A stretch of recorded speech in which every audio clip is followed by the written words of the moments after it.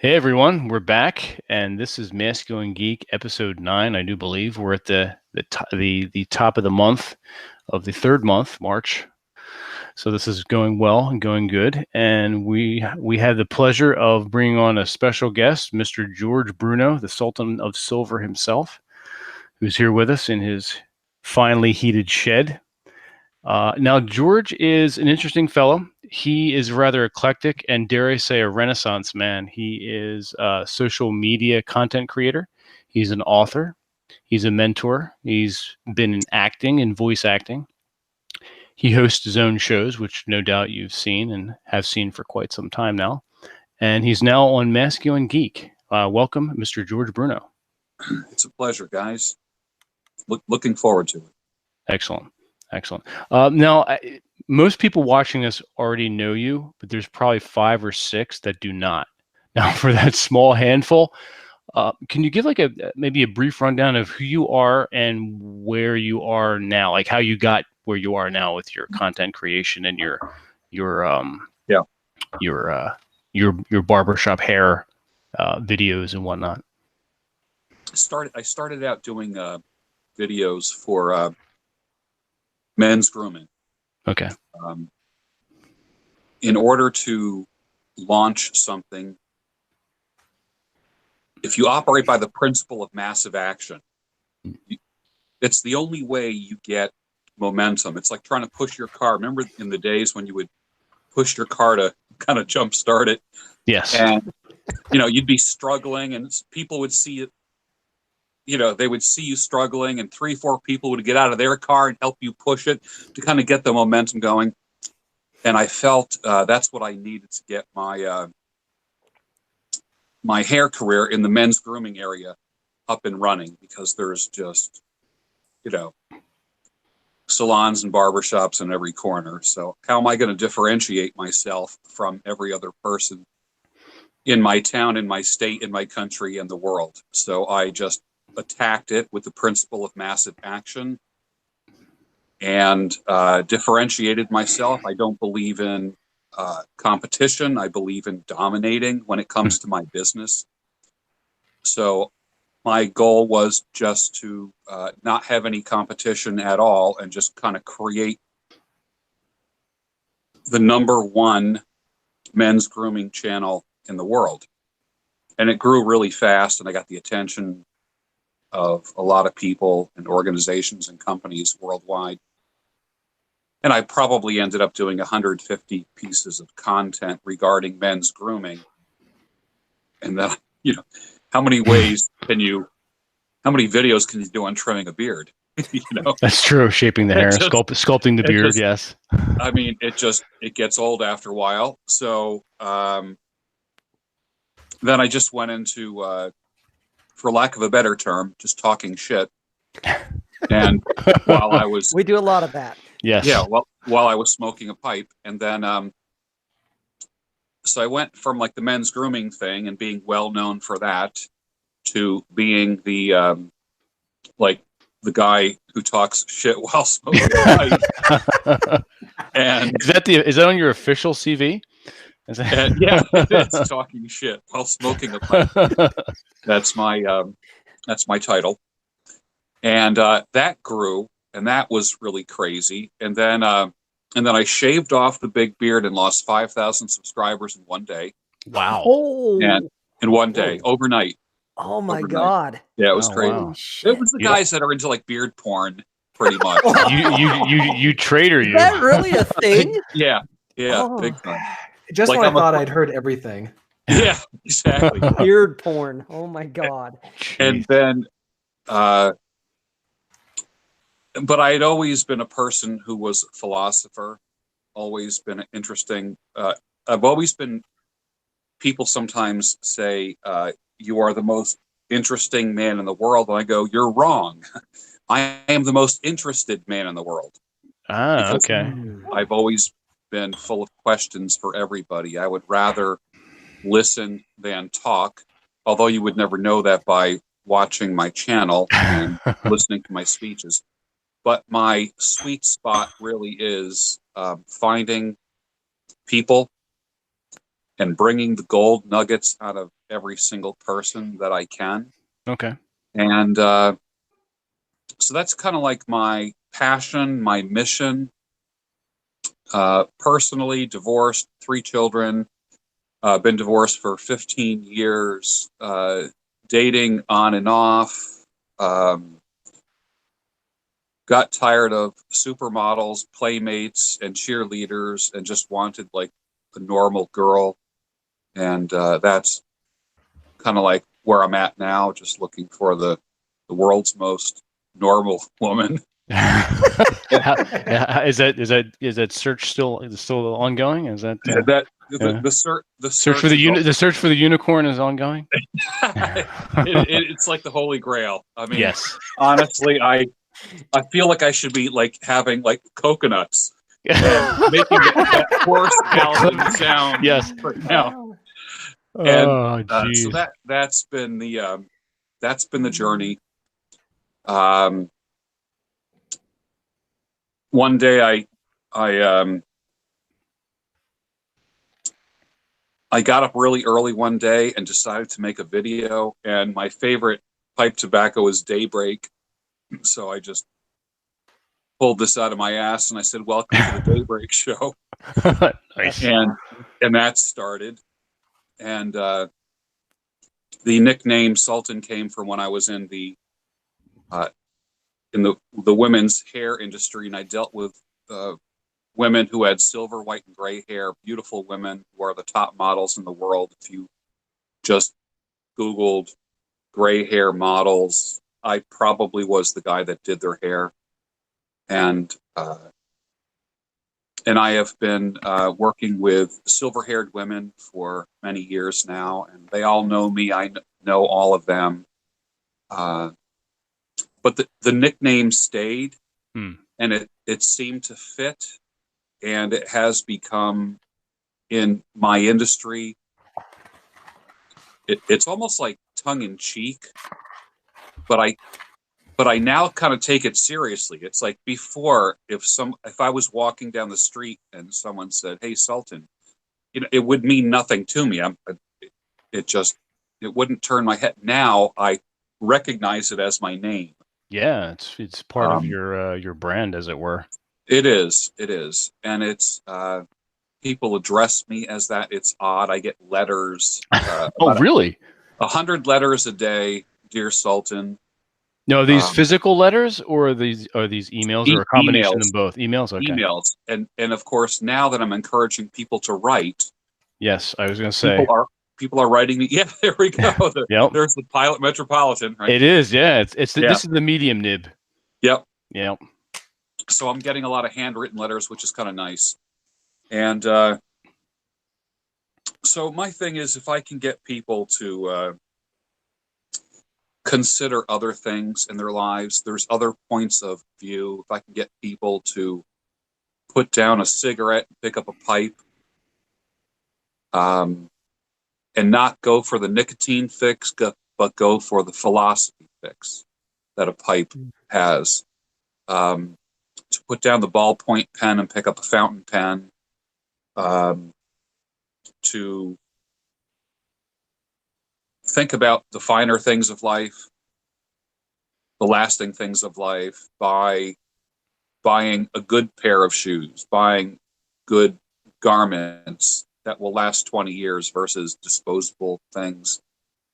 I tend to lean towards more permanent things like Zippo lighters, tobacco pipes, fountain pens, classic pocket knives, things that you care for, things that will outlive you, things that you would give your son, your nephew, things that people will scurry around for when you're dead. No one's going to scurry around. Nobody's going to want my food dehydrator when I die. I'll take it. Yeah, okay. I will put that in my will for you. So that's kind of like where I'm at. And then where I'm going is I joke around about this. I never made $1 million in 12-month period.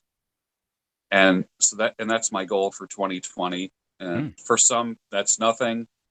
For others, that's like Mount Everest in front of them. And for me, what I'm doing is compressing years of work into a 12-month period. So I'm getting ready to do that in 2020 and documenting all of it. Nice. Okay, and that's that massive action that you're talking about. It's the massive action. Yeah. And then being a man who loves solitude, going from a guy that always had a harem and needed distraction all the time to a person that loves solitude and can go to a movie and dinner by himself and have a self date and just sit at a bar and order the meal at a bar and enjoy who's ever on my left or on my right and make a new friend. Go to a movie and have the theater to myself. That's my Absolutely. life. That's my life. And then in Love it. between all that, text my kids and tell them that I love them and believe in them. And if you need dad, he's always there for you. They never need me, but it doesn't hurt to say that. Of course. And that's really it. And then just be an example wherever I go amongst the people that I roll with, the people that I work with, and just be an inspiration. That's it. Absolutely, and it comes down to living a life of intent, even down to what you're talking about the pipe smoking. It's such a minimalistic but very mindful intent activity where you incorporate a meditative life in the midst of all this massive action, and that's very attractive. That draws a lot of people. It resonates. Yeah, when tomorrow night I release the documentary called Collectors, and that is focusing on the people that collect fountain pens. I pick very odd topics for my videos, and I found people that are passionate about things and interviewed them, and I just edited it over the past 2 days because I was at the Baltimore Pen Show this weekend. So turnaround time is amazing. I mean, when you get about 7 or 8 hours worth of video and then bring it down to 48 minutes, you're amputating limbs, things that you love, entire scenes that were incredible, but you want to keep your watcher's attention. So bringing 8 hours down to 48 minutes to bring it under an hour is something that I'm getting really good at. But one of the guys that I interviewed who was in my first documentary on fountain pens was a guy named Ralph from Chicago. And the first time I talked to him, he talked about your fountain pen is like a partner for life. Choose it wisely because it'll be with you your whole life. It's not something you throw away. And this one, I talked to him, and you'll see it when it's released. I'll give you a little hint. He says, for him, a fountain pen was a tool for his soul. Wow. And I like that.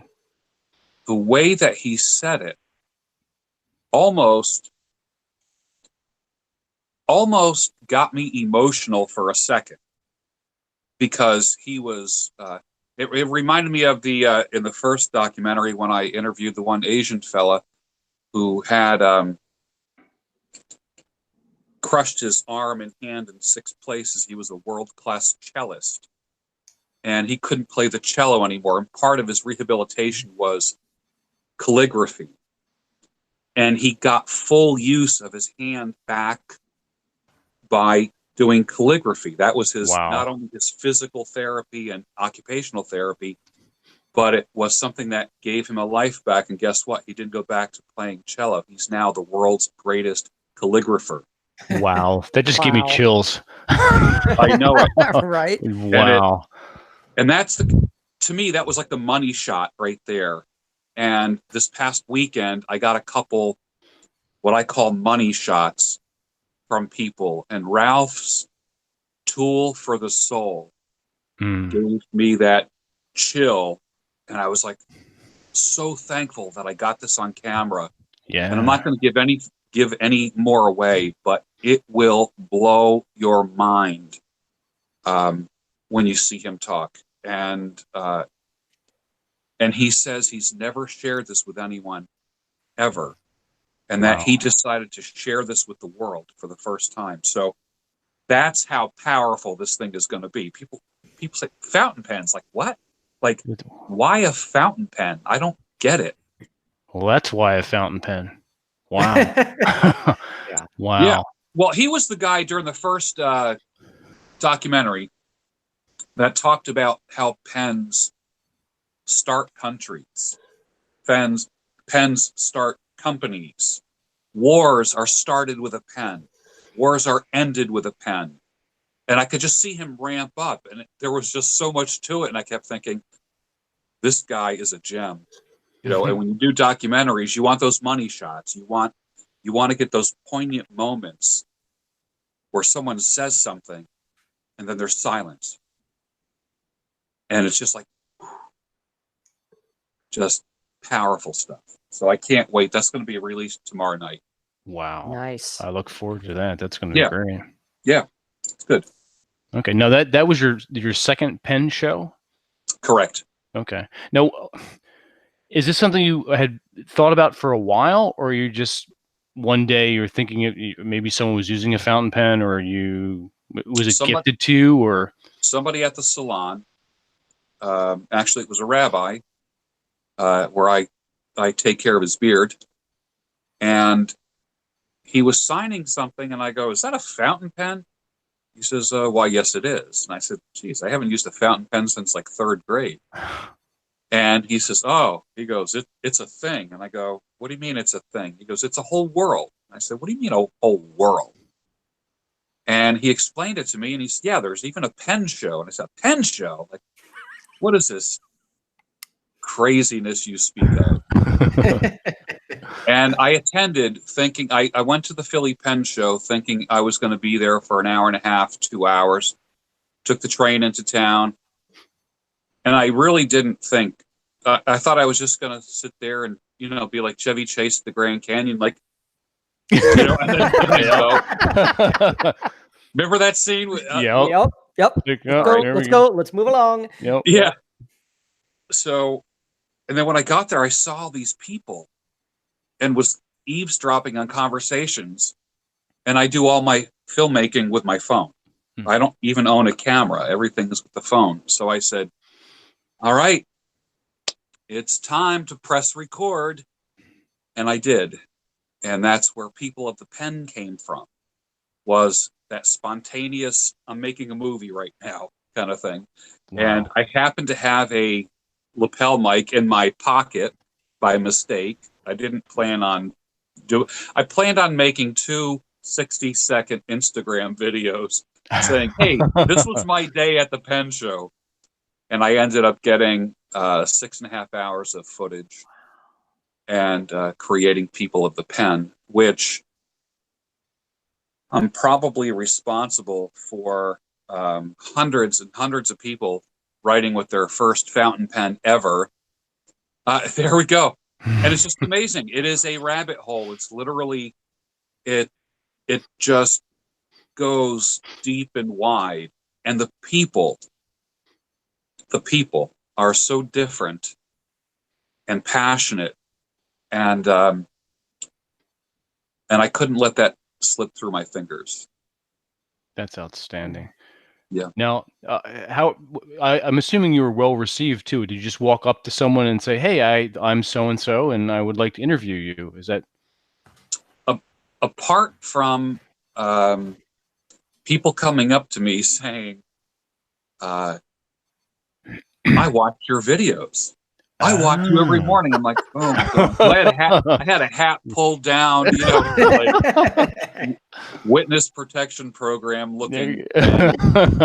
And I don't know, about 13 people came up to me that day at the pen show saying, "I'm a huge fan, love your stuff." And like, even in the middle of an interview, somebody would come up, not even realizing I was shooting video, and they're like, "Wow, big fan, I love your stuff, I watch you every day." And like, I even got that on film. It was pretty funny. Nice. cool? So but I had no intention of doing that.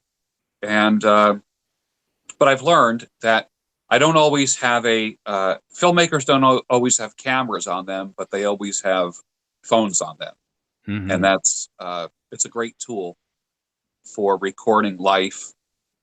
And if you have any editing or any artistic skills, you can cut those things up and create a story that's compelling and move people with it. And that's what I do with video. Yes, you do. Yeah. Yes, you do. Absolutely.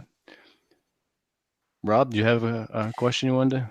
Well, it's not really a question just yet. I had a couple of questions, but I feel like a little kid again, sitting around the fire, and it's story time. And so the questions I had kind of went right out my head, right out the window.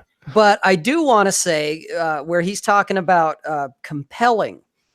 One of the things when I first found George, I was actually looking for something to do with my beard. So it was beard care. Ah, yeah. And where, you and I share the same color, it's like, hey, what do you know? And in one of the first videos I had ever really seen, you had done a review, I guess, on Kingsman. And you talked about all of the strengths of that to the point that I actually bought it, and I use it now and I enjoy it very much. So thank you for that recommendation. Yeah. They're great products. Yeah. Yeah. But then it was after I watched that and watched a couple other ones on, like cutting hair, which doesn't really do much for me considering I shave my head, but I had to watch anyway. Then it was watching you. One of them I remember was you were chilling out in your backyard and you were sipping either like brandy or scotch and you were smoking a cigar at that point. Yeah. And you really didn't say a whole hell of a lot, but I'm just sitting there watching this and the incredible sense of calm that I'm just like, oh man, this is nice. Yeah. That even my ex-girlfriend at the time, when she was living with me, she comes into the bedroom. I'm sitting here watching YouTube on the big screen, watching George chilling. And she's like, what the fuck are you doing? And I'm like, what do you mean? What am I doing? I felt like I was there, that I was sitting in his backyard with him. And it's like, there's a lot of content creators out there that are very, very high energy. Yeah. They're a bunch of spazzes basically bouncing around to keep your attention, I guess. And you're like the antithesis of that. Yeah. You're just like, hey man, I'm chilling. Yeah. We know each other and it's very refreshing. Yeah. I created a genre of drinking and smoking cigar. There's like so many content creators that are doing that now. And it started with you. It did. I started this whole, it's just a whole, I guess the only word would be a genre. It is the cigar smoking philosopher who enjoys like high-end distilled spirits. And that brings the philosopher out of everybody. Yeah. And it just, now there's hundreds and hundreds of these guys that are firing up and drinking and talking about life. And it's kind of cool to kind of blaze that trail and be the forerunner in that. And that's, and I follow a lot of these guys, and everyone's got a story to tell. Everybody has a story. Oh, yeah. Everybody's running from something. That's true. Well, no shit about that. Everybody is running from something. I don't know if you can even answer this question, George, or what your take on it would be. Something you said that, and I've heard you say it before, because now I'm getting my wits about me again here. So things are starting to come back. You mentioned early on when you introduced yourself about people calling you the most interesting man, but you're actually the most interested man. Yeah. And I think this question, I mean, I'm curious as to, I guess, for lack of better words, how do you be the most interested man? I think even some people in the audience would be interested in that. It kind of reminds me, when you said it reminds me of Dale Carnegie, the old How to Win Friends and Influence People, in that sense that he kind of went that same direction, I guess. But I want your take on that. Well, you've heard people say this. I say it tongue in cheek, and God gave us 2 ears and 1 mouth, which means we're supposed to listen twice as much as we talk. So when I interview people, when I talk to people, I listen. If you watched my interviews, one of the comments that people say about my interviews, about my interview style, not about the content of the interview itself, right, or the person getting interviewed, they say, I love how you ask a question and then shut your mouth and let the other person talk. And that's called active listening. And after 22 years of being a therapist, which I was prior to being full-time as a content creator and hair person, active listening really is about mirroring and asking people to clarify, paraphrasing what they say, and getting them to say it clearer and louder and more passionate and poignant, and lean towards them. Literally, I physically lean towards people. The gas, there's a gas pedal in a car, an accelerator. For me, when I'm interviewing somebody, the accelerator is my proximity to them. If they say something interesting, I lean towards them.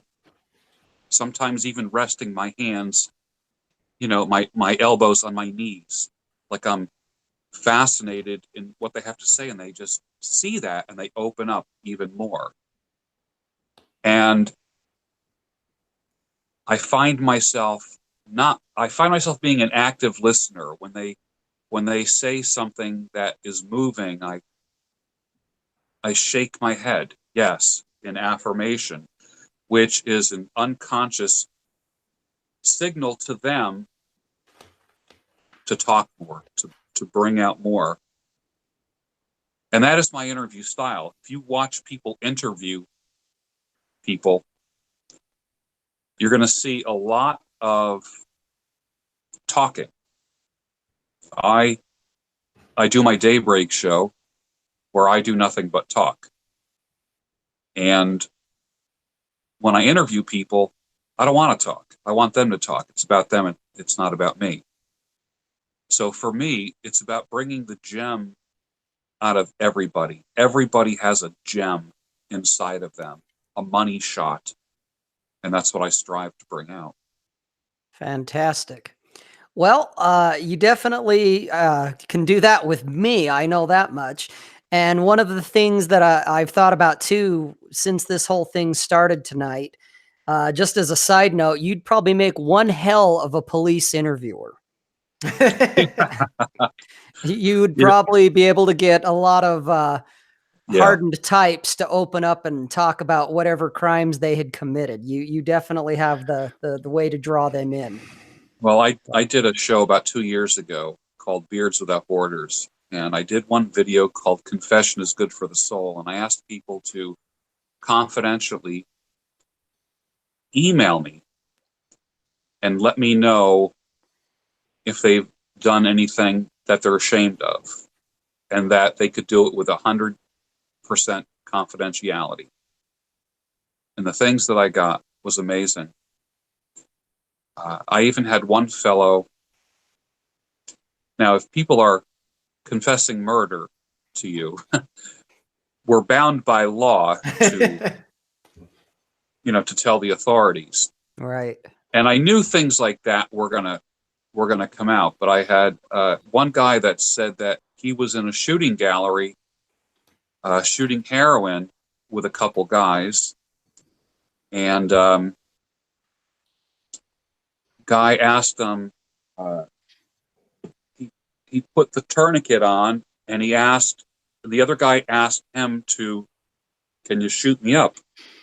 And so he put the tourniquet or whatever they do. I'm not a drug guy, the belt or something. And then he stuck the needle in the guy's vein, injected him, and the guy died right there. Oh, shit. And he confessed this to me, and literally it freaked him out. He got up and he ran as fast as he could and never turned back.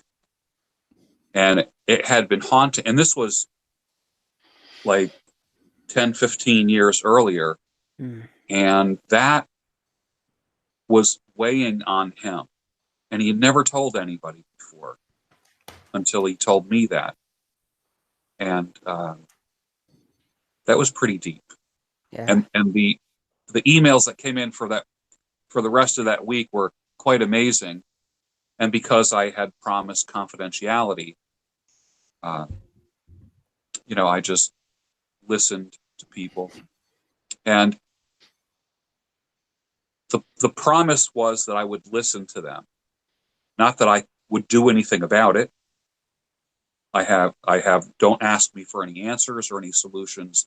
I'm just a virtual confession booth. And it was amazing. It was amazing. That's powerful. That is. Thank you. Wow. Yeah, thanks for sharing that. Yeah, man. Pretty deep. Very. Yeah. Ooh, take a puff on the pipe after that. Yeah. Mm-hmm. A little Seriously. Southern comfort. Put that too, yeah. So what's everybody, I feel left out now. What's everybody smoking?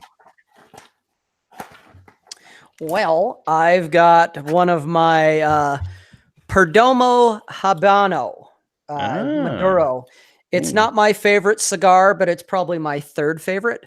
George, have you ever heard of Oliva Series 5? Yes. Have you ever had one? I don't think I have.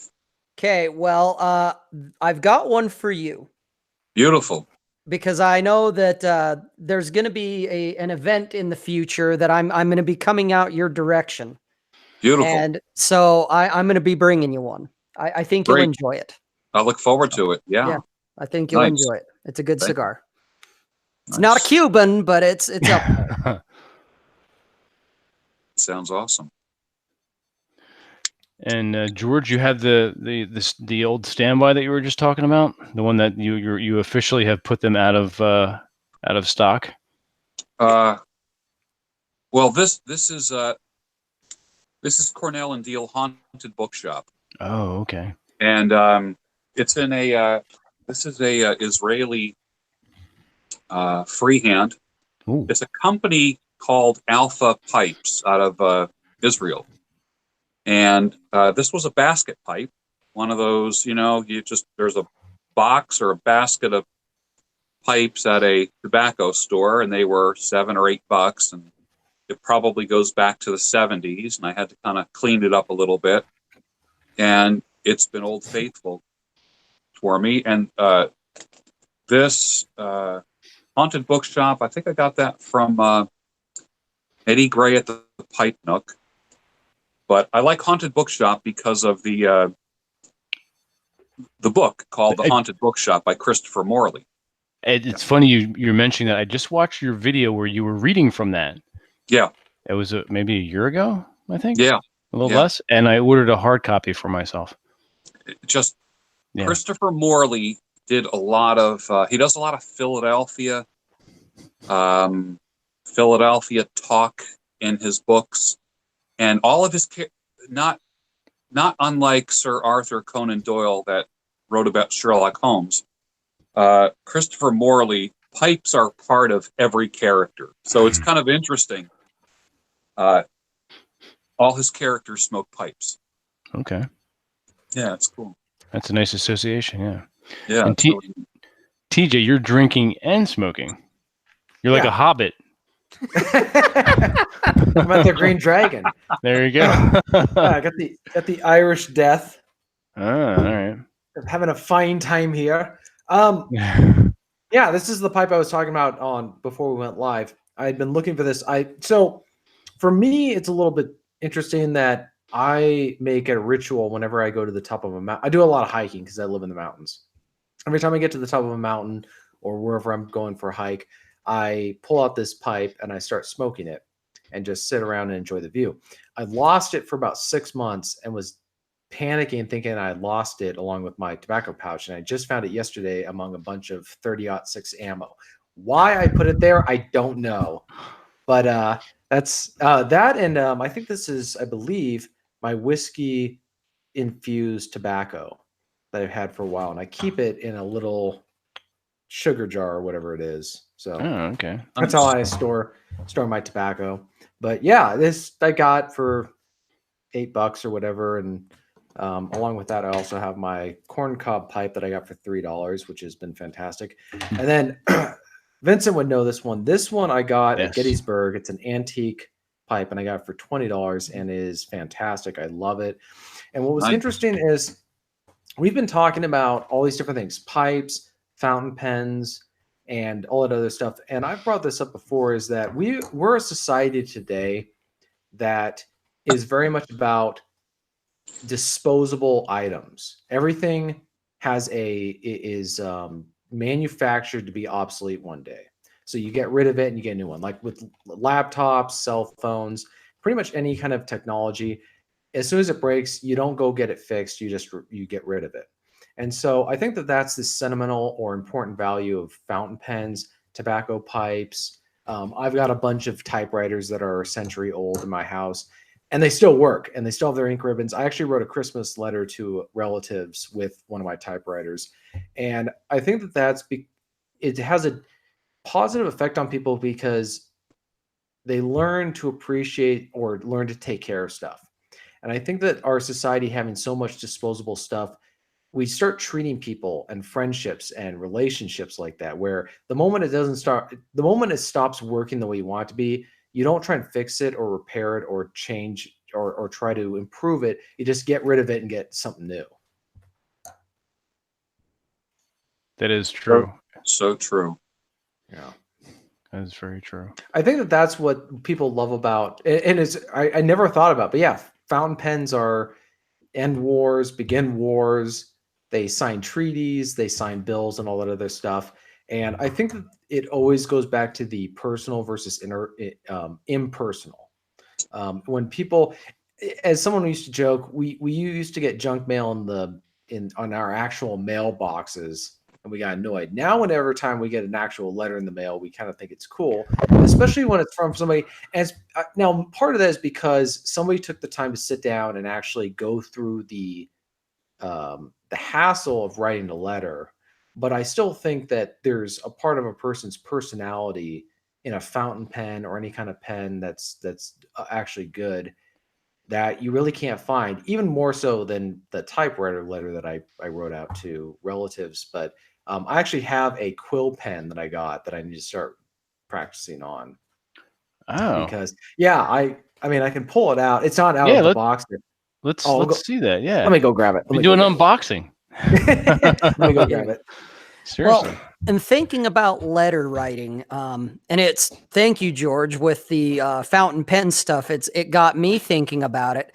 And I think a lot of younger people in particular, but even people my age, my generation, the art of letter writing, in my opinion, based on just my own experience, it's almost extinct. Where TJ was just mentioning about the personality being put into the letters. When I was younger, and this was, really pre-internet days for the most part, definitely pre everyone owning a cell phone and texting each other and emailing each other. Ex-girlfriends and I used to write to each other, and it was fantastic to receive this letter. And sometimes it was fairly short, maybe a paragraph or two. Other times we're talking 10, 12 pages, single spaced both sides. Mm-hmm. And one of the things I always loved to do was, number one, most of the women I dealt with would spritz the letter with some kind of perfume. Same with the envelope. And so even before I had checked the mail to look at the envelope to see who it was addressed to, the perfume would waft out.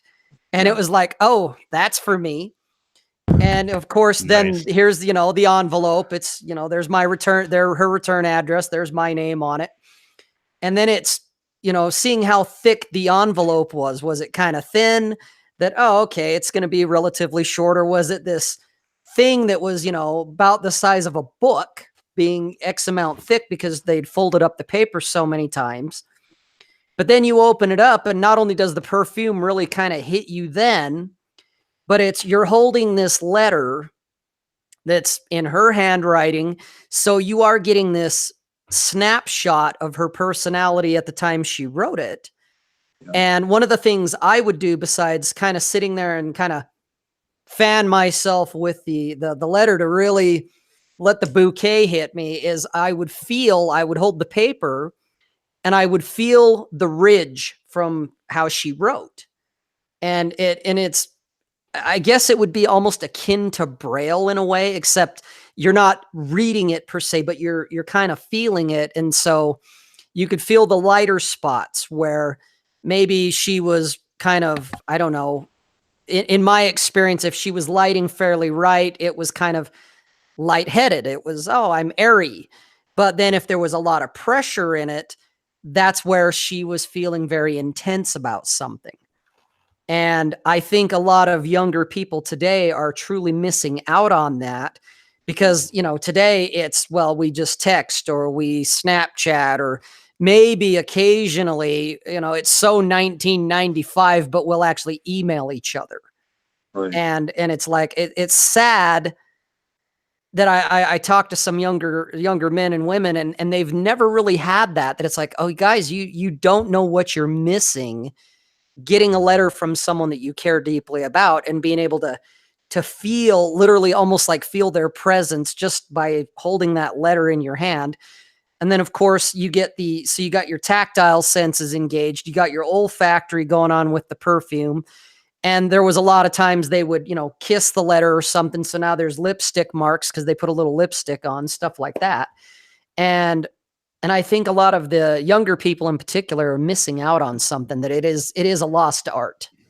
Yeah, I can speak to from personal experience. The idea of writing love letters is completely foreign to my generation. So I'm in my early 30s, and I can't think of anyone. Now maybe I don't know, but I think that none of them actually do that. And so here's the interesting personal story. So my grandpa, if you look behind me, there's a couple of his things. He was a World War II vet. He flew in the hump over from the Himalayas into China to deliver goods. He met my grandmother while he was being a aviation instructor. They didn't really know each other very well, but they ended up getting married. He flies off and he's sending her love letters that we still have. And I got a chance to read some of them. Ironically enough, my grandmother, who's still alive, she's going to be 99 this year. Wow. She wanted to keep everything from the rusted TV trays from the 50s. She wanted to keep everything and hoard everything. Those letters were the only thing that she didn't want to keep. And we didn't understand until I read them. And it was my grandpa died when I was 4. And so I never really got to know him, but I'm reading these letters and he was just, for a guy who was not, I don't think, the most educated person in the world. I don't know he didn't go to college, but he was a romantic man at heart, and his prose was very good. Like he bared his soul in a lot of these letters. I think it was because he part of him didn't think he's flying the most dangerous flight route in the world. He's probably thinking, I'm not going to come back. Might as well just bare my soul to this person before I die. That might have been part of it, but I felt like he was there with me when I was reading those letters, saying, this is who I am. And so I actually got to know him. And I don't think it would have been the same. Nobody's going to go romantic. There's going to be no nostalgia over going old email, right? Oh, look, here's the Facebook message. Cause I know guys who first met their emoticons. Right. Yeah. And it was funny. I think it was Talkie Meg, the guy who runs it, Talkie, what's his name? Was lamenting. He's an old guy. He was lamenting the loss of that. And dare I say, I wouldn't mind going back to that stuff. I'm just acknowledging the situation on the ground. All right. I'd love to do different things that were back 50 years ago, but you got to, it's like Don Quixote. You have to understand the historical context in which you live. That's not what the girls want anymore in that sense. But how do you know unless you kind of, I guess, for lack of better words, kind of put it on them? Because my ex-girlfriend, she's 20 years younger than me, and so of course she had never written letters and never gotten written letters from anyone, and so yeah, it was a totally foreign concept. But I literally kind of sat her down and was like, "Okay, I'm going to write a letter to you, and and I'm going to leave it somewhere for you to find." And you're going to find it. But the catch is you have to write me one back. And it doesn't have to be long and drawn out or anything like that. But you do have to respond in writing, not typing, not text. And yeah, it was, she balked at it at first because that's not how it's done anymore. But I was kind of insistent that it's like, just consider it a game. We're just having a little fun here. And I guess she enjoyed it after that she actually got a little more prolific about it after I had kind of done this initial kind of push towards it. Because it's like, you're really missing out on something here. You really are. And so I think, that to me is kind of why, where I've taken really kind of intense interest in this fountain pen thing that George is doing.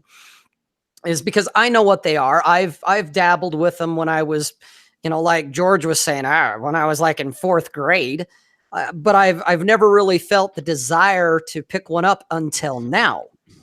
And it's like, maybe he's onto something here. Yeah. And if by him just doing a couple of videos about it and talking about it and getting these people to say, here's my thing about these, it definitely makes me want to go, well, why don't we bring the fountain pen back? Why not? Mm-hmm. And how do we do that? Because I feel like for older gentlemen beyond the age of, say, 35, when you get to be about 38, it's a lot easier to do. But I feel like for men in their 20s and maybe even men like me who in their early 30s trying to do this stuff, I'm just wondering, how do you do it in a way that conveys that you're aware that is not it's not the thing that you do anymore. You're just trying to do things differently, but do it from an approach of, I don't care what it's all about, almost the frame and the confidence, because a nerd or a geek who's socially awkward and unaware might also do the same thing. Because I kind of was thinking the same thing when I was younger, but it didn't work so well. Now you've got the experience and the wisdom to put into effect in something that slows you down and is intentional.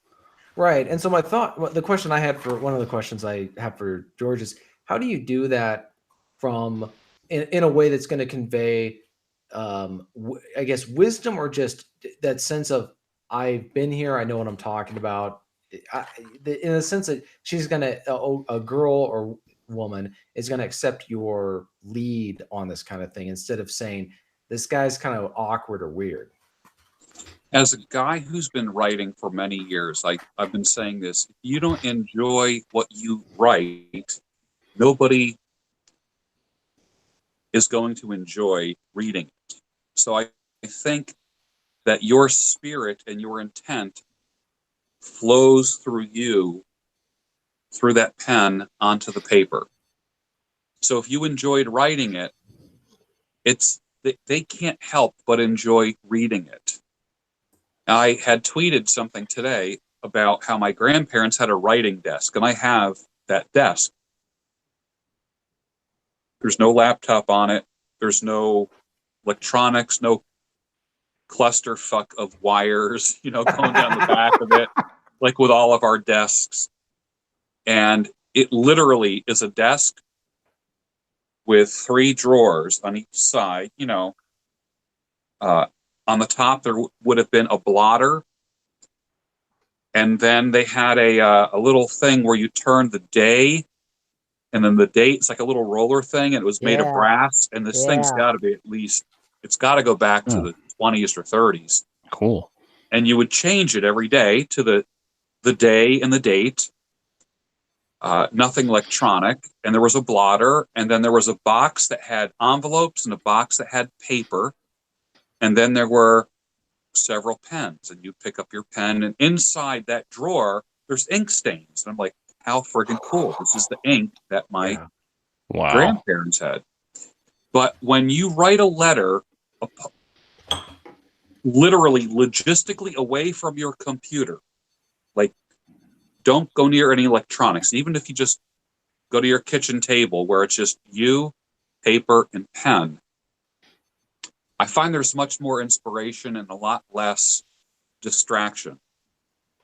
I do a lot of writing prompts. You can get a book they have them at Five Below. I don't know if you guys have the store called Five Below where you are, but I saw a whole stack of them. I should have bought the whole stack, but I see them every time I go there. And the book is called 400 Writing Prompts. And what it is, it's a sentence.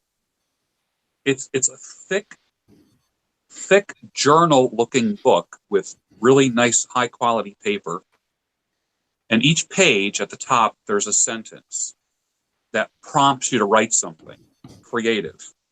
And what I do is I write once a day whatever that thing tells me to write.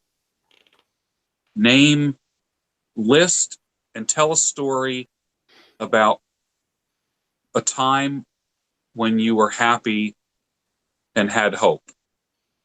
So you sit there, like, that stuff just doesn't roll off your tongue or just come out. You sit there and you think. And then when you start writing with a fountain pen, you're not writing fast. You're not under pressure, because when you write with a fountain pen, the nib touches the paper, and just the contact with the paper creates capillary action in which the ink flows through the barrel of the pen, through the nib.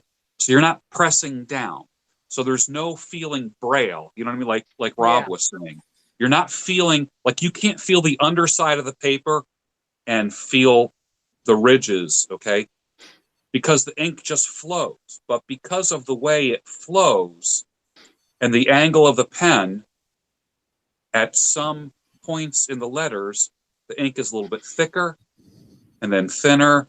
And when you write with a fountain pen, you end up creating more loops and tails on your letters and your words.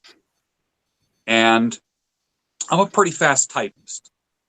At my fastest, I was 110 words per minute. I could type faster than most people could talk. So what happened is, with the fountain pen and with writing, it made me slow down and think. So I'm literally formulating things, and those thoughts are kind of like in queue, waiting to flow through my hand, through the pen, onto the paper. And even if it's just a few sentences, it's quite amazing.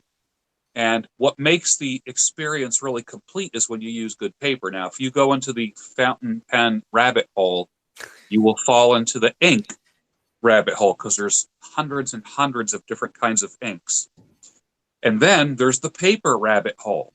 And I just discovered, like someone said, in Europe, even supermarkets have a fountain pen and paper section. Wow. In supermarkets. Oh, We don't shit. have that here.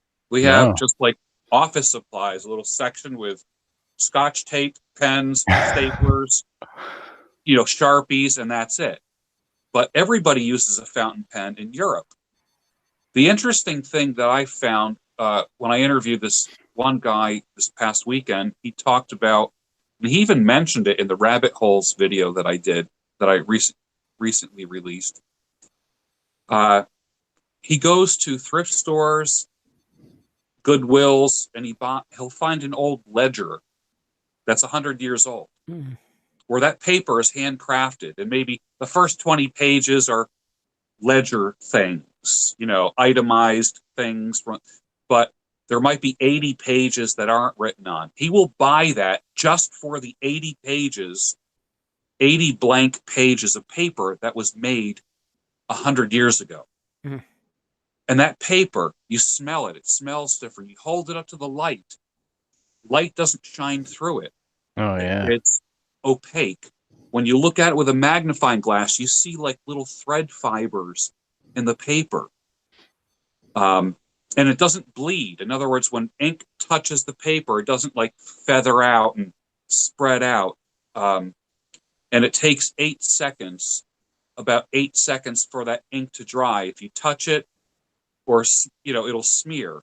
So you write and you let it dry. You write and you let it dry. Think of what that alone will do to your writing. It's amazing. So I spent 2 days going through local thrift stores and Goodwills looking for old ledgers and old journals and that type of thing. Even if they only had 5 pages that were blank, the last 5 pages. So I bought 2 journals. Oh wow. That have such high quality paper. Stuff that's 100 years old. It's amazing. Well, yeah, even the paper back then was good quality compared to now, and it almost The seems linen like paper, yeah. right. It seems Yeah. like what our society has done now is we've replaced quality and long-term stuff with something that's cheap, not well made, but replaceable. And that seems like what we want as a society. We don't want things that are going to last for my typewriters are 100 years old. They still function. Meanwhile, my laptops last 1 or 2 years, and then you got to get a new one because they're not meant to last, and they're not things that I think that's almost why people are going back to these things, because you can't pass on any of this stuff to you. And I say this as a bachelor with no kids. You can't pass these things on to your kids. You can't pass on a laptop. Hey kid, here's the laptop I used. No one's giving their kid their Commodore 64. Right. Or No. Pong. Ironically enough, my family does have the original Pong. Oh, okay. Nice. Now that's a question too. I don't know with the fountain pens. Is there, like, especially you're talking about in Europe? Is there a certain paper that's specific for a fountain pen? Most paper, it has to be a higher quality paper. There were paper vendors at the pen shows, very expensive, and you would think, I mean, we're so used to going to Staples and buying, copy paper that's 3 inches, a ream of copy paper 3 inches thick. But when ink touches that, flowing ink, not ballpoint pen stuff, it bleeds through to the other side and it feathers out. And with the more expensive crafted papers that have like the high, I don't want to say high thread count, but you can actually see like little threads in the paper. It's quite amazing. And I would imagine that they put fibers in the pulp during the manufacturing process. If you look at them, with magnification, it's absolutely fascinating. Wow, there's a lot involved. It's a complete art. I love it. Mm-hmm. Right. Now, TJ, you have your unboxing to do of your quill. Yes. So I've had this, and it comes included with a quote from Victor Hugo, who we were just talking about before the podcast. It has the lightness of the wind and the power of the lightning. And this is the quill right here for all those of you who want to see it. Oh, wow. And then here is the jar of ink. Ah. And Nice. I need to watch a video to see how exactly you, because I understand the ink goes in the quill right here, and then when you apply pressure, ink comes out onto the tip, and then you can write stuff. And then also with it, I was given for Christmas a long time ago a parchment paper that you can actually write on. So if you wanted to try your own Declaration of Independence, in case I wanted to declare independence from my current state government, which I'll keep you on standby about that.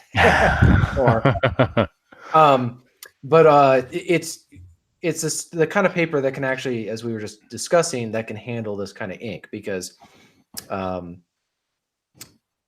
you can get away with using current paper for a typewriter, but not. I'm as the conversation was just saying, you're not going to be able to use that for old-fashioned ink.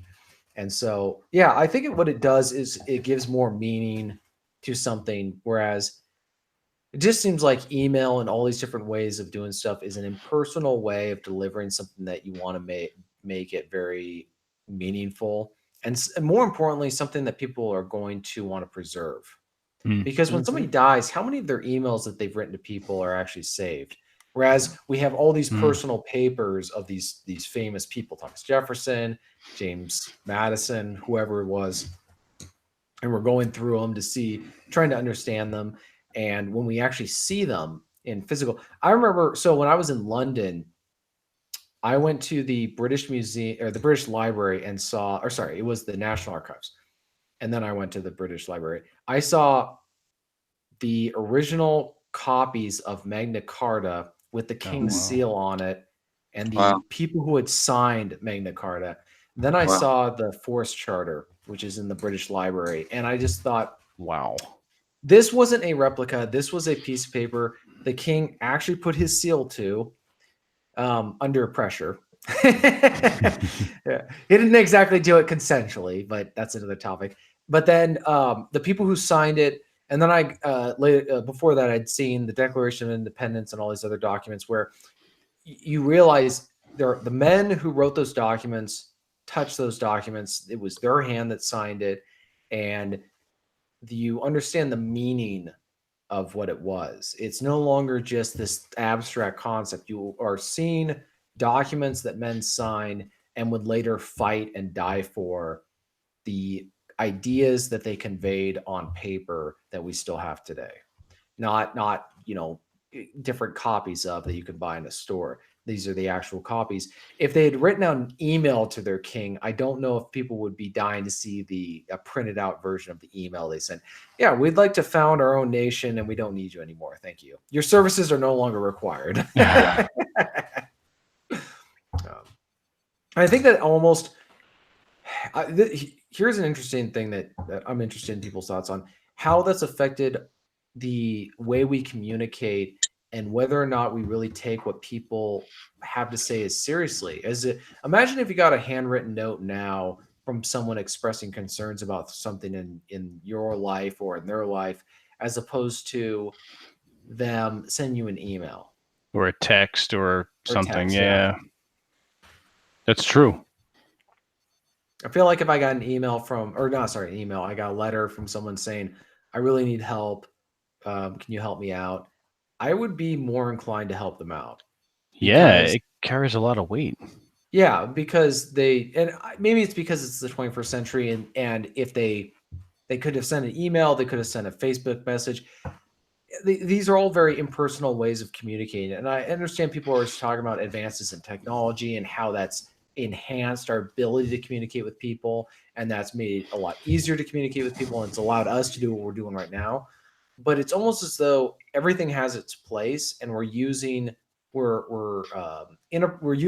things for inappropriate types of communication. So the takeaway here for the viewers or anyone watching later, especially dealing with fountain pens and things like that, if they want to get involved in it and to be a little more intentional, is to begin that practice. George, would you suggest sending out notes to people, or would you suggest maybe starting with the fountain pen, starting a journal? This is what I got myself a pad of paper, like a nice pad of thicker paper, and I actually started practicing my cursive and seeing how. I mean, think about how often do you write cursive? Usually just when you sign your name. That's it. We rarely ever write in cursive. And I started actually doing A. I have a whole page of just A, capital A, lowercase a, and I've been doing the alphabet. Been page after page of perfecting my signature, making it look beautiful. So I haven't sent out a lot of things yet. I'm still practicing. And there is a textbook. There is I forget the name of it. It's like a spiral bound, very thick. It's kind of like the standard in penmanship. It's like a $60 book, but it's a workbook where you write in it, and it has little graphs, and it shows you how to make the loops and the tails and then customize it for yourself. And I'm going to be going through that this year. So one of my tasks for 2019 is to improve my handwriting. And that's what I do. I write a little bit every day, and then I use that book called 400 Writing Prompts, and I do that every day as well with a fountain pen, not a ballpoint pen. Gotcha. Okay. So TJ has his cool pen, and then Rob, you getting ready to order your fountain pen? I'll tell you what, yeah. Nice. We should have a writing round robin thing going once we get comfortable with using the fountain pen. Yeah, no kidding. Seriously. Start up do a revival or something where, okay, we're just sending letters to each other if we have something super important to say. Absolutely. Well, do we know how to buy stamps anymore? Right? Yeah, right. Right. Seriously. Well, and I think that also I'm wondering if just the exercise would be, instead of sending an email to someone, send them a letter. If it's not, if it's not something they need to know right now, because I think that's the challenge, is that there's some stuff where they need to know right away because of the speed of communication. It's just reality. But if it's something that they don't need to know tomorrow, you can send them a letter that's written. And I think that especially if you're trying to get them to, you're trying to influence or persuade them on something, a letter is much more effective in that way. And I think that people are almost afraid of actually succeeding in what they're trying to communicate. Right? I think that that's really what drives a lot of people, that we like to do email, and we like to do Facebook, and we like to do comments on that, because we're really not trying to change people's minds, because then you got to continue with it.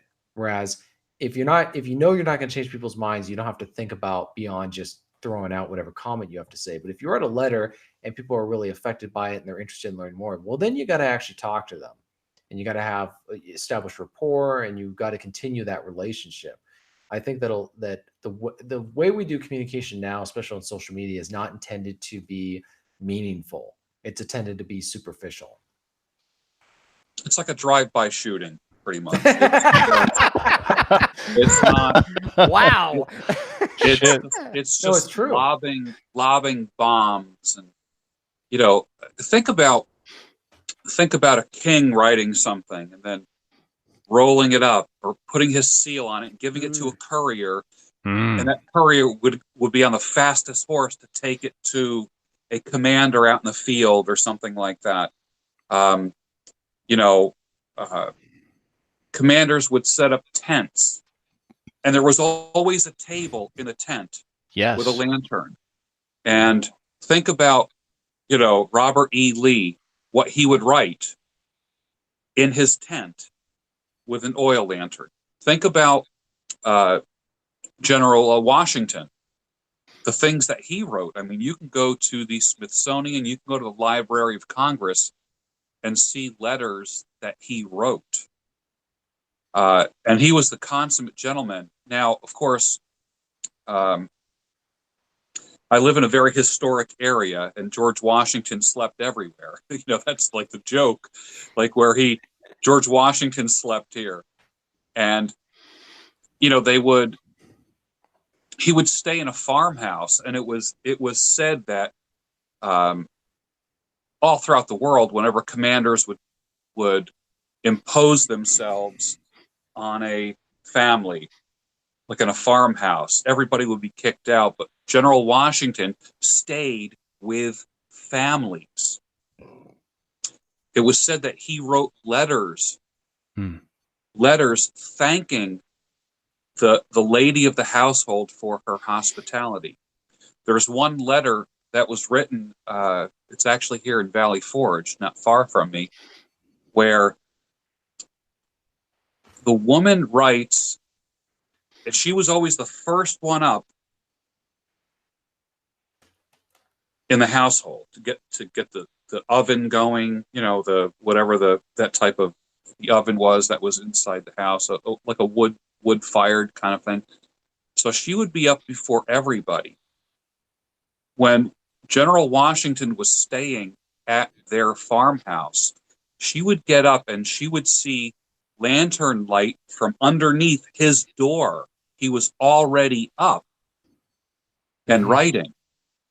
And it's documented that she overheard him praying to God for guidance of what to do that day in fighting the British. Blows my mind. Wow. Blows my mind. And that's actually written down. That's in a letter in the visitor center at Valley Forge National Park. Wow. That's great. Just thinking of that, just to have that legacy persist. Okay, so all right, so starting out, thank you letters, journals, practicing your script, things of that nature. Now, someone in the chat mentioned that there are actually fountain pen meetups. I had no idea. Okay. Yes. There is a organization in Philly called Pub Letters, and it's at publetters.com, and they meet at a different bar.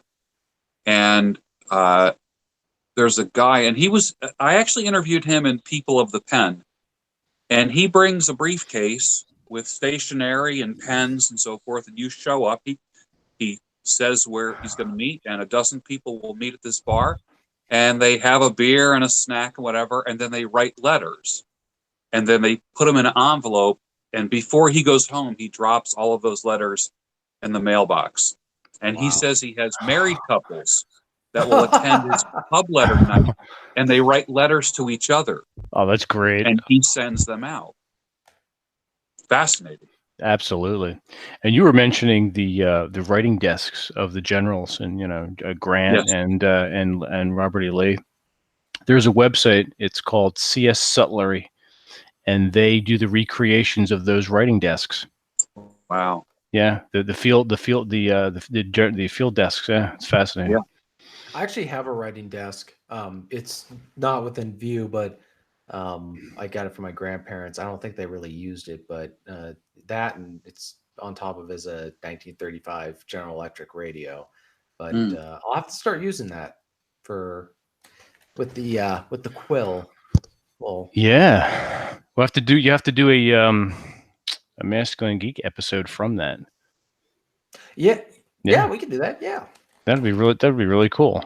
Make it happen. Yeah, it was said that C.S. Lewis and J.R.R. Tolkien, they wrote with fountain pens and dip pens. Yeah. And when everyone else at Oxford was typing on typewriters, they wrote their ideas with fountain pens and dip pens.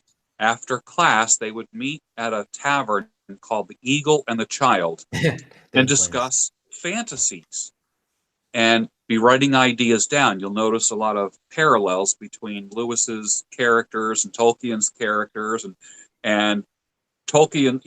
Tolkien was an avid pipe smoker, so many of his characters smoked pipes. Hence, the Hobbit pipe, the long pipe, and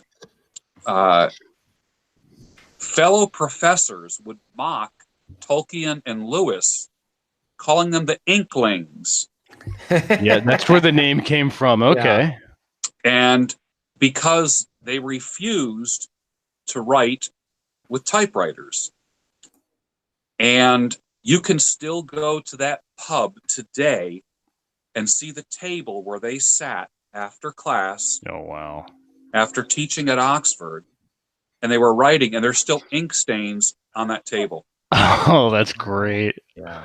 Yeah, I was reading about that, and how we were actually just discussing before the live stream about Tolkien and how there was the original Inklings that they all went and fought in World War I, and I think it's So Tolkien got pulled off the lines because he was wounded, and he was convinced that if he hadn't been wounded, he would have been killed.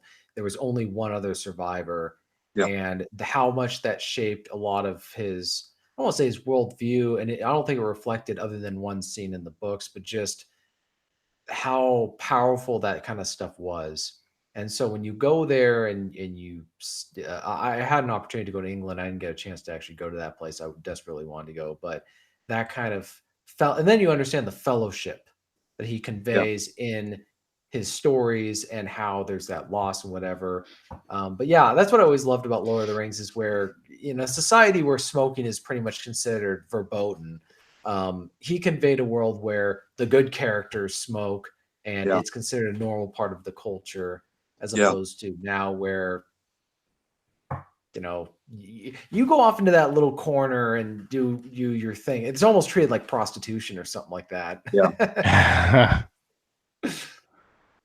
There was a story of him grading term papers, and it was a hot night. Windows were open in his office at Oxford, and he took a little break. He pushed a stack of term papers aside, grabbed a piece of scrap paper, and with a fountain pen wrote on the paper, just off the top of his head, "In a hole in the ground there lived a hobbit." Took that piece of paper, slid it back, and then brought his term papers back. And that's where it all started, right there. Imagine having that piece of paper now. Oh my God.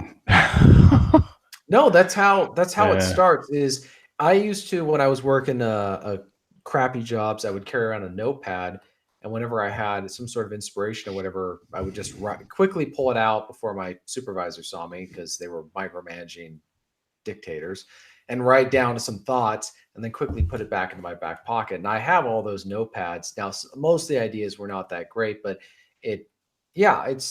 that's the power of being able to write that stuff down, and then being able to save them and have them in your desk or whatever. It almost is like a journal. That's how I see it. Writing is, even if it's not a literal journal, it helps recount the journey that you've gone on through life, and then maybe you also remember what happened when you wrote it. Field notes.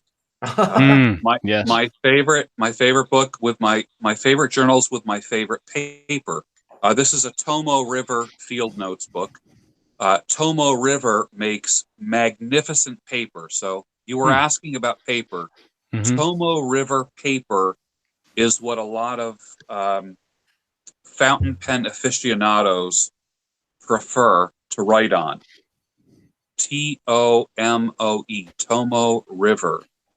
And they make some of the most magnificent journals you've ever seen. I mean, just the quality. When I look at these, like this little field notes book, I mean, I just keep this in my back pocket. I mean, it's solid. It's stitched together. It's something you're not going to throw away. When it gets filled, you put it aside, you grab another one. I have a whole stack of them. And you get a new one and just carry it around with you. When everyone else is putting notes in their smartphone, I put my notes here. Mm-hmm. Which also brings up an interesting point, since you're comparing notes in your phone versus notes in that notebook. What has been, I guess, everybody's experience, because I already know what mine is. You enter a note in your phone, and unless it's something you kind of need immediately, how often do you go back and refer to that note, as in comparison to a notebook or, like that little thing? Mm-hmm. You hold on to it because of the stitching and the quality. Plus you'll go back to it. Whereas, you put it in your phone and it's gone. It may be in the cloud, but it's out of your head. Yeah. It's there in case you need it, but guys do. I don't think women do this, but you know how like we empty out our pockets at the end of the night. So like tonight, I'm gonna empty my pockets out. I have my Spyderco knife. I have a chapstick. I have a money clip. I have a Bic, a 4-color Bic pen, the kind that you had in Oh, I third grade. remember Oh, those. I haven't seen that in forever. High school. Oh, I've been man. using Shit. I've been using these for years. I love them. I have a little color coding system that I do. Awesome. I have a number of things that I empty out of my pockets, including my little field notes.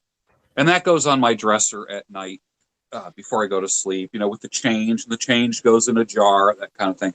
So I'm always looking at my notes, always fanning through them, reminding myself of things, even if it's just little inspirational things, even if it's names of people that I meet and that I need to contact in the future.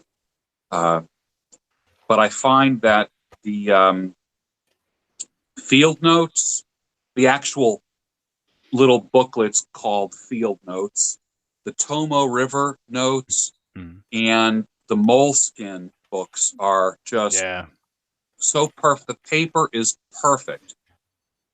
Definitely worth investing in. Yeah, they're pricey, but I agree, they are good. They're very good. Yeah. Well, and get the 4-point pen that I haven't seen since junior high. I thought that was an extinct thing. Yeah. And get one of those because, like you say, where you've got a system where red for this, blue for that, green for the other.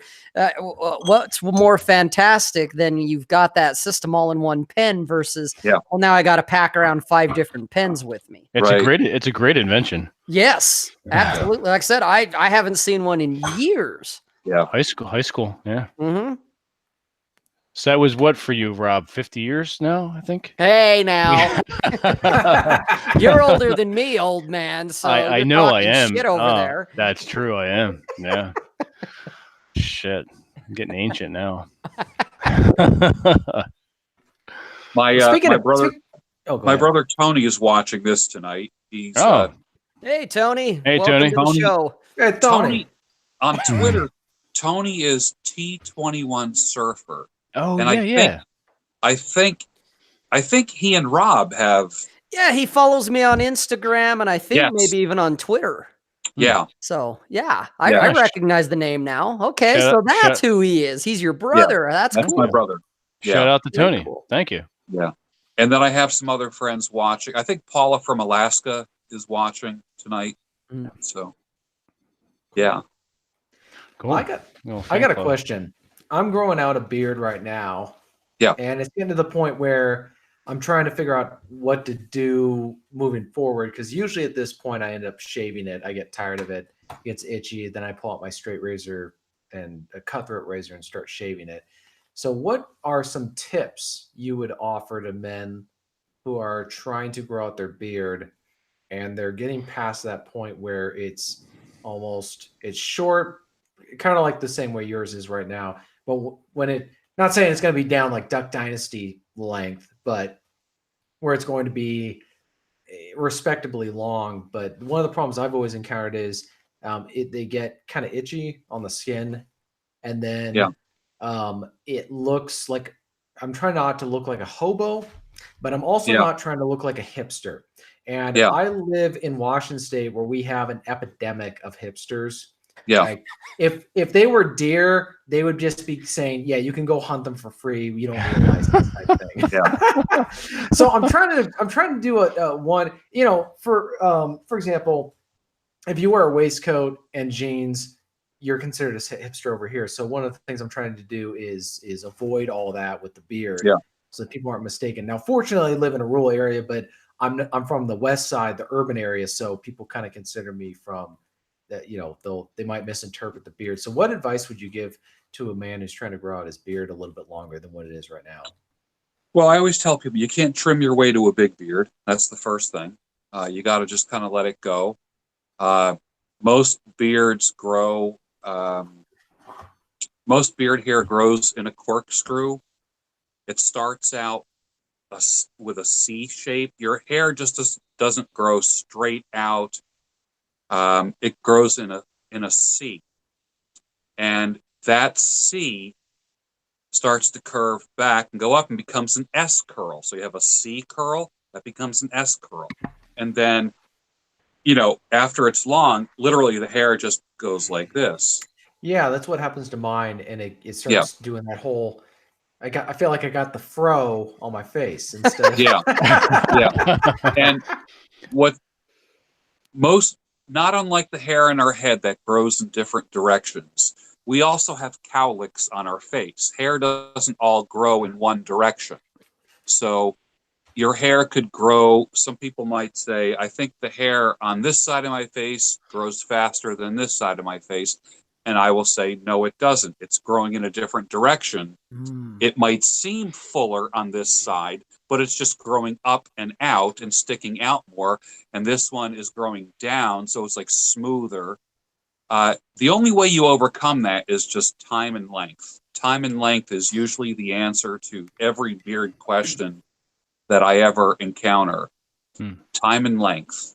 That's really, and then just caring for it as well. I mean, you can soften it with beard oil. You can do coconut oil. Don't wash it with soap at all. Don't strip the natural oils off it. Gotcha. Okay. Wash it with conditioner. And that's the fancy word for that is called co-washing. So co-wash your beard. You can shampoo your hair, wash your body with soap, whatever. But when it comes to your beard, wash it with conditioner, because what that does, it removes any particulate matter and also any environmental stuff as far as like food or coffee or just anything else. But soap will literally just dry it out. That's the first thing. That's what I'm doing wrong. That's what I'm doing wrong. Yeah. Usually within 3 days of co-washing, you will have a different beard. Like if you started co-washing tomorrow morning, by Sunday, you will feel like there's a whole different beard on your face. Oh, like you won't even recognize it. Okay. I'll have to combine that with my Sunday best. Yeah. There you go. Yeah. Go around town and people are like, "Hey, you look different. I didn't even recognize you." I've been co-washing. Yes. So since we're on the face, the other thing is that I've been watching your videos, and that's actually how I got to know that about what you were doing. Is you were talking about facial just lotion or conditioning. So that's something that guys just don't do because we think it's unmanly or not masculine. Yeah. But what it seems like is that that's something that actually you can do, and it's something that you should do to maintain as part of just overall health and all that stuff. What are some things for someone, say a man who's not been doing that? What are some, and they've got lines, or they're my age and they've just never really thought about it. What are some pieces of advice that you would give them about maintaining and taking care of their face? Yeah, I think most men are barbarians when it comes to their face. And, if we have a woman in our lives, we end up using her products on our body because we don't go out and buy our own products. Or we just think like that bar of soap, that Irish Spring or Dial soap is the, one product for everything. We wash our armpits and our nether regions with it, and we wash our face with it.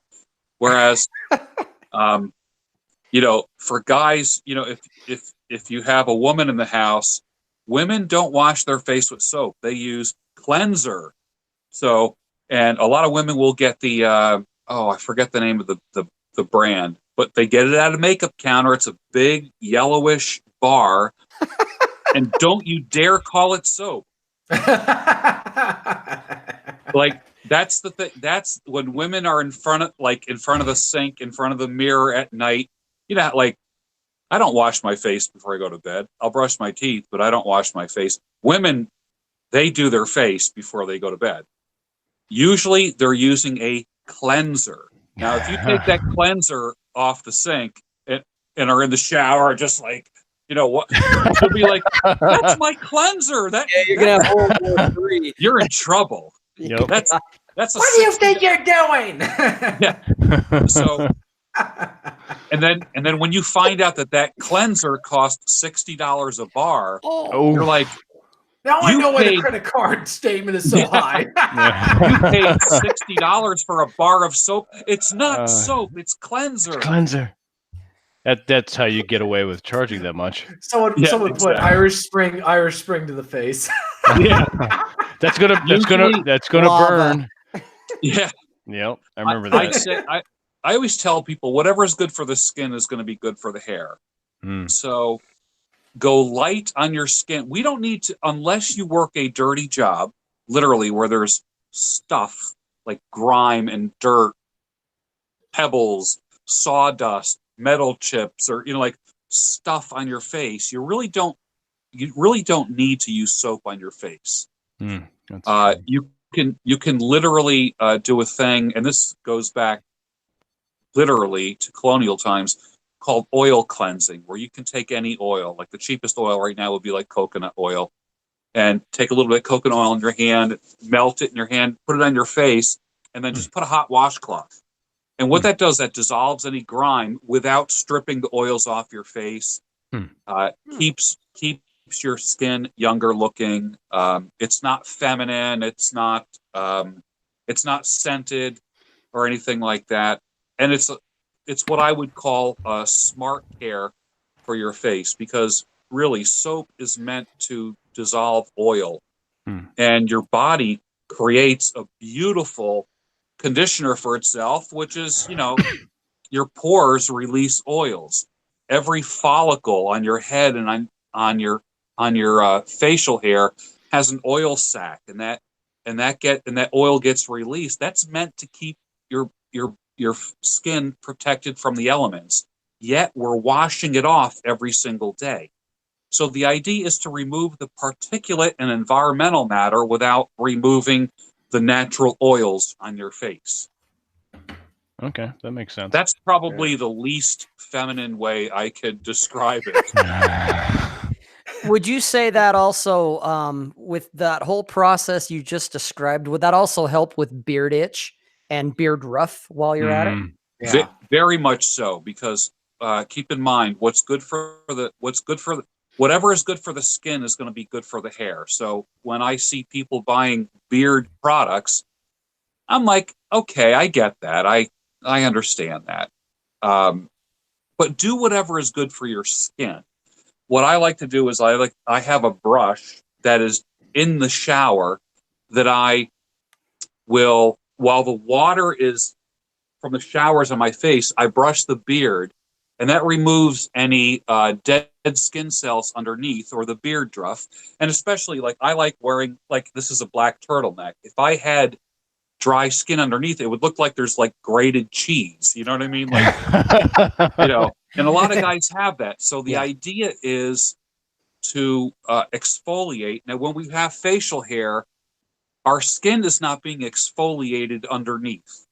When you are shaving every day, you're taking a little bit of a layer of that skin off, and that's actually cleaning your skin. But when you don't shave, when you are like us, that skin is still regenerating and sloughing off dead skin cells, which can be just like dandruff, but it's on your face. So use a brush in the shower to brush your beard, and just dedicate a brush in the shower for the beard. And it really does keep the dead skin cells sloughed off, but it also helps you retain the oil that each follicle is releasing to help soften the hair. That's why so many men have like these steel wool kinds of beards. Now, when a woman gets near my face, usually one of the first things she says is, "Wow, your beard is really soft." And that's because I don't use soap. I don't strip the oils off of it. Sounds like something out of a commercial. Yeah. Your beard's so soft. That's because I use brand. We have a question too from the chat. Greg wants to know about coconut butter. Is that okay as well? Cocoa butter is cocoa butter. You'll smell like chocolate. It's got that chocolatey kind of smell, but that is a natural butter. Yes, that's good, but it has a higher melting point. Whereas if you put coconut oil in your hand, like what I will do before I put coconut oil in my hand is I just do this, create friction. It warms up the skin in my hands. You put the coconut oil just like a a quarter of a teaspoon on your hand, and it'll melt right in your hand. Hmm. Whereas cocoa butter has a higher melting point. It'll be like trying to melt a crayon in your hand. You can't do that. So it's not preferable. Gotcha. So George, I got a question. So with beards, I've discovered, and one of the reasons I'm growing out a beard is because I shaved. And when I was in town, there was a female that I knew who had known me pre-shave and said, "Go back to the beard." And so my question is, it seems like there's this fine line between the beard that's so long it kind of scares them, but then there's almost where you've got a beard and it is seen as appealing to the ladies. And so I'm curious, how long is long enough? Like, what's the sweet spot where it's long enough where it's going to be women will like it, but it's not so long where they're going to think, oh, this guy's here to beg for money. It's not going to get in the way. Yeah, it's not going to get in the way. Yeah, if you know what I mean. Yeah, and I've had beards as I've had everything from just like goatee to a beard down to my belt buckle. I've had every stage of beard. Literally, I had a Gandalf beard at one time. It was literally down to my belly. Wow.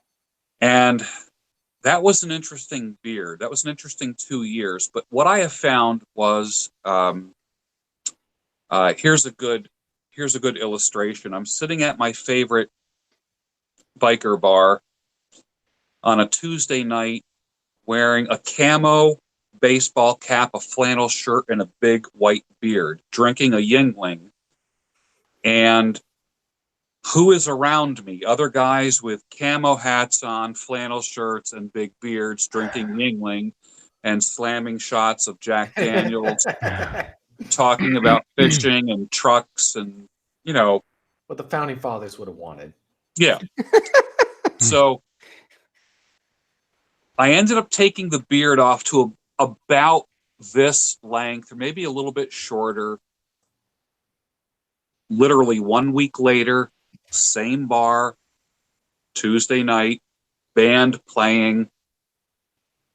Bartender comes over. If you ever experienced someone buying you a drink, they put an upside down shot glass in front of you saying someone just bought you a drink. And you can redeem that shot glass for a drink. Well, she would come over and say, somebody just bought you a drink. Put a shot glass in front of me. And I'm kind of like one and done, George. I'll have a beer. I always order beer and water. Whenever I get a drink, I always get a glass of water. That, if I'm driving, I don't screw around with alcohol and driving.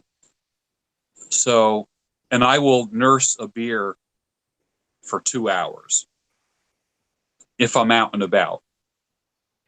That night, I ended up with 5 upside down shot glasses, and she would say to me, "That girl over there," and you look through the crowd, and you go, "Thanks," and I guess you're obligated to go over and say thank you, and whatever.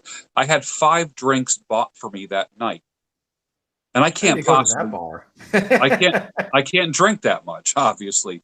So I said to the bartender, I said, "Can I turn these in and get something to eat?" So she said, you get a burger? Yeah. So I ended up getting like a grilled chicken Caesar salad purchased with upside down shot glasses. That's great. Because they were already paid for. That's awesome. Now, but what was interesting was a week earlier, nobody was buying me drinks. I was just kind of like biker guy sitting at a bar, listening to some band play heavy metal and shooting the shit with other guys. The next week I go in, a black mock turtleneck. This is a regular turtleneck, but a black mock turtleneck, short beard, well groomed. No one recognized me. Like no camo Bond. hat. Yeah. And women were all over. So I discovered the sweet spot there. I found out that a lot of the long beard guys are Crazy. they don't they I let me put it this way. I attract a different kind of woman when my beard is down here. I attract a different kind of woman than when it's like this. Mm, When it's like this, Gotcha. it's women on tap. Just nonstop. Everybody fits in my frame. I have kind of like pick of the litter, that kind of thing. When you have the big beard, it kind of narrows you down to like biker chick. Yep. That's what I have discovered. I agree with you. I had the same experience when I had, before I grew the full beard in, I had just the chin beard. And I've got photos where it was probably about to here, about mid chest. And that's exactly the experience I had, that, yeah, I would be able to walk into the biker bar and pick up the biker chicks. Yeah. But the average woman wasn't interested, other than, oh my God, you have this amazing white beard. Can I touch it? But otherwise, they're not interested. Right. You know, but as soon as I grew it out and trimmed it down to where I have it, what George is saying is spot on. It's Yeah, but you see, these kind of beards that we have, if we are like in jeans and boots and a mock turtleneck or a black T-shirt, it looks good. It's a nice look. But if we have to go to a wedding or a funeral and put on a suit, it still looks good. Yes. But with the big beard, it only looks good with the jeans and the black T-shirt. You know, only looks good on a bike. Yep. Yeah. I think that this look is a more it's a classier look. It's a more generally acceptable look to women. And there's always going to be those. What's that? It's more refined. It's refined. Yeah. It's refined. It's almost like you start attracting girls who they shift over from the danger zone into the dating zone almost, you know. Yeah. You're not dealing with the bike, you were saying, with the biker girls. And so that's where I was curious about how far do I want my beard to go? Because I've got a couple of friends who's, you know, they've got they don't have the Gandalf beard, they got the Viking berserker beard because they got that red beard or whatever. But what kind of women are they attracting? I'm gonna hold off on. Well, I think you have your answer. I think you have your answer.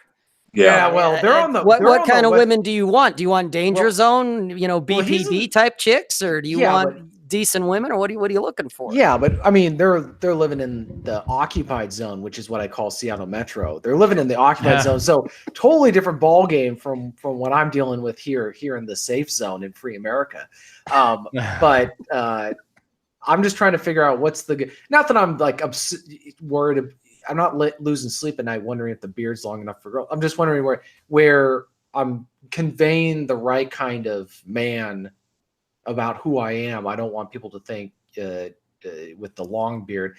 And the other thing is I don't want a long beard because that you have to deal with all sorts of other problems like maintenance, and you can end up just. The goal is this: when you grow a beard, you think about it. When you grow a beard, we grow beards because. One of the reasons why is because we want to spend less time in front of the mirror. Right. And I found out when I had when my beard was about down to here, it was about keeping it, brushing it down, keeping it in shape. When it was down to my belly, it was just basically wake and shake, and gravity would, like literally, gravity was your grooming mechanism. When it's down to your collar, like Civil War level, you know, kind of Civil War general level, that does take a lot of care. Sleeping on it creates flat spots and weird things with it, and you're kind of paranoid about it. Collars can you turn your head like that. When you come back, it jacks up the beard, or you put a seat belt on in your car and it, you know, at this length right here, like what we all have, these beards, this is kind of like just brush it, oil it, and it looks great, you know, no matter what we're wearing. And I find that It all depends to varying levels of gray. I know, Rob, you've got the white beard. I got the white beard. I feel that, I mean, I know my beard when I don't have a beard, I look younger than I am. Yep. I know it makes me look older. I go to the movies and I get senior rate without even asking. You know? I'm gonna have to try that one. There's See if I can perks. pull that one off yet. Yeah. But I think it's more about the care of the beard. I think women will notice the care, and I think how you care for yourself without being like a metrosexual kind of guy. Right. I think just how you care for it communicates a lot. You never want to be like a pretty boy, I don't think. I mean, I just don't think that serves a man well to come across as a pretty boy. I think it's a masculine statement, and it's beautiful because it's really the final frontier. Women are now cops, United States Marines, they're playing all the sports, but they can't grow a damn beard. So it's like it's the last thing that a woman can't do. It's funny you say that, because I was in a class when I was in high school, middle school, whatever, and there was this debate about the girls being allowed to do something that we guys were doing. And they go, well, name one thing you can do that we can't do. And one of my buddies just goes, grow a beard. And they just were totally the discussion right there. Completely stumped. But you mentioned the metrosexual thing, and that's, I think, the biggest challenge, and partly what we're trying to do with Masculine Geek is we're trying to talk about stuff that is traditionally considered to be not for masculine men. And we're saying, well, wait a minute, because if I remember really happened in this battle, and I was reading about how the Persians showed up to go fight them at the Hot Gates, and the scouts were reporting that the Spartans were doing their hair, grooming their long hair, and doing calisthenics, and he thought it was the most unmasculine thing he could think of. And he had to have one of his Greek advisors was telling him that, no, these guys are preparing for death in what they're doing. And it may seem feminine for you, but not in the context of their culture. So as much as we love to make fun of the whole masculinity as a fluid concept and a social construct nonsense, at the same time, there's a lot of things that were considered to be masculine or acceptable for masculine men to do in the context of what they were doing. And a lot of times it's almost as though you got to be the beer chugging Neanderthal, or you got to be the pretty boy who's taking care of his face in a very feminine way. And so that's what I think is the advantage of what you're doing with your channel, is you're saying, no, guys, you can actually be masculine and also take care of your face and not completely destroy it and look like the Sahara Desert at the age of 40 if you do the right stuff. And it's all a question of what you're doing and how you're doing it and the frame of it. Whereas metrosexuals are almost coming at it from a feminine point of view. Yeah. Whereas because back in the day, men used to have very long hair, and that wasn't considered. If you go back to the Renaissance period and all these different periods, they engaged in stuff that in our context we would consider to be feminine, but that's not the way they thought of it back then. And so I think that that's the real challenge for men today, is doing stuff that is okay. It should be okay for men to do, but a lot of people will misinterpret or just think it's weird. And everybody, part of the challenge is doing stuff, but also fitting in with normal people who, for a lack of a better word, are just sheep in a sense that they're dictated by what the social norm is. They're not anchored in something concrete. I think self-care is a universal thing amongst men. Self-care is different than social construct care. It's different than trendy stuff. If guys want trendy haircuts, I usually show them pictures of Justin Timberlake, Ryan Gosling, David Beckham, and let's see, there's one other person. One other great hair example, I forget. And those guys are usually trendy when it comes to their hair. And you can usually get some good ideas about contemporary men's hairstyles from those guys. Yeah, Ryan Seacrest, Ryan Gosling, Justin Timberlake, and David Beckham. That's who it is. Always like they're the ones who always have like the nice tailored suits on, great haircuts. They dictate how a lot of young styles for a lot of young men. But that goes beyond self-care. That's being a little more trendy. So I think I like to stay away from trendy because I'm not a trendy person. I like classic things. I like vintage things. I'd rather wear an old hat than a new hat. I'd rather wear 100-year-old beaver felt coat versus a Kenneth Cole, jacket. I like a more classic look. But when it comes to self-care, caring for your hair and skin is different than styling your hair. Right. And, for lack of a better term, putting makeup on your face. Right. And it seems like when men have a quote-unquote system, well, I use this lotion first, and then I exfoliate. Do you remember the scene in American Psycho? Yeah, that's exactly what I was thinking of. That's, and that was the metrosexual right there. Was the Patrick Bateman. That scene is actually quite profound. And how he was trying to fit in. He was a barbarian. He was a monster who was trying to look like a normal guy. In that day, I don't know I guess that was around maybe It was the 80s. He's trying to be 80s or something like that. Yeah. Yeah. Because I remember Huey Lewis music was in that movie. Oh yeah, Mhm. Hip to be Remember that? square. Yeah. I can never hear that song ever again without. Yeah, he ruined that song. He ruined a lot without of stuff. seeing an axe flying through the air. Yeah, I think that's what was really challenging for me because I remember when I was younger, I heard some. Now, granted, they were much younger boys, and I think they did have legitimate problems with understanding masculinity, but they were high schoolers having a discussion about what brand of face lotion they used or skin lotion or whatever, instead of talking about, say, which girl that they had a crush on or something like that. And so I thought talking about your face lotion and all that stuff was a very unmasculine thing to do.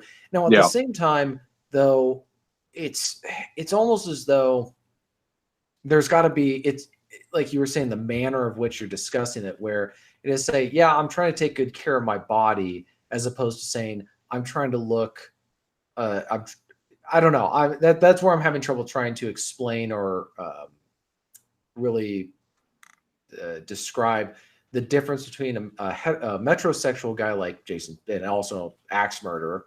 Not that I'm saying that all the metrosexual guys are planning to go axe somebody while listening to Huey Lewis, but somebody who's doing it from almost an effeminate point of view, where they're trying to pursue I guess maybe that's something you could describe for us, is the difference between the masculine way of taking care and grooming yourself and the feminine way. Yeah, I think ladies like using a system.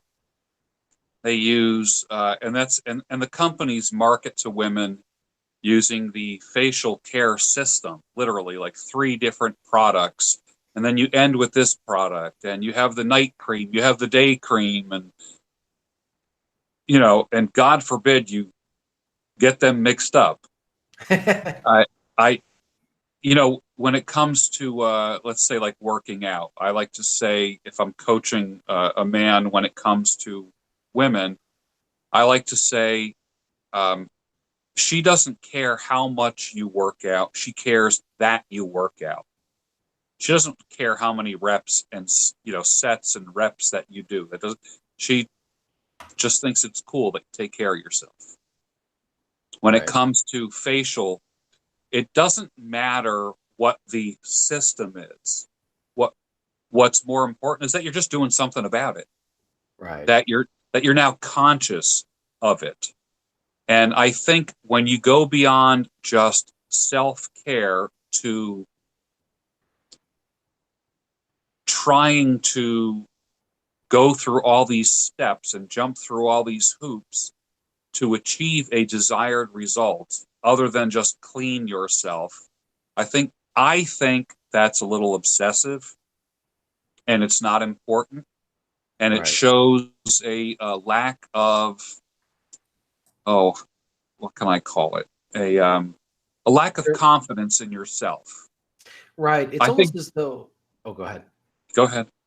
I'm wondering if it's almost because for women the desire is to their youth and their appearance is very important. That's just the way the difference between men and women. We don't care as much about that kind of stuff. So maintaining the appearance of youth and beauty is very important. So that's why I think they put so much more of an emphasis in these different systems and making sure you get the right brands and the effectiveness of it.